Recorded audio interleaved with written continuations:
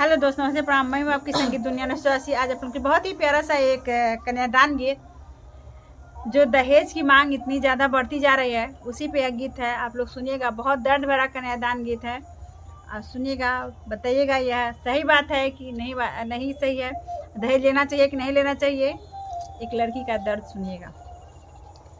कहे के तसाबा के हुआ आपन कहावे वाला के बा, कहे के तसाबा के हुआ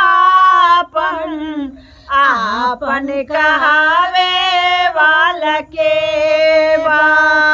दहेजवा के लोभी सारी दुनिया, बिना रे दहेजवा के बा। दहेजवा के लोभी सारी दुनिया, बिनु रे दहेजवा के बा। पापा जे बैठे मनवा मारी, अम्मा कजिया उदास बा।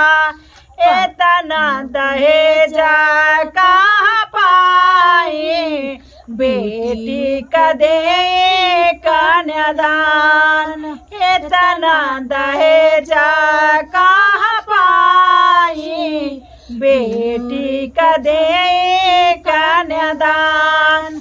कहे के तसाबा के हुआ आपन कहावे वाला के बा। दहेजवा के लोभी सारी दुनिया, बिनु रे दहेजवा के बा।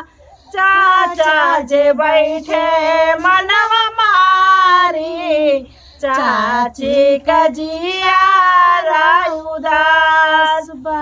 इतना दहेजा कहाँ पाई, बेटी का दे कन्यादान। आप लोग को यह गीत कैसी लगी? फिर मिलते हैं अगले नए कन्यादान गीत के साथ। तब तक के लिए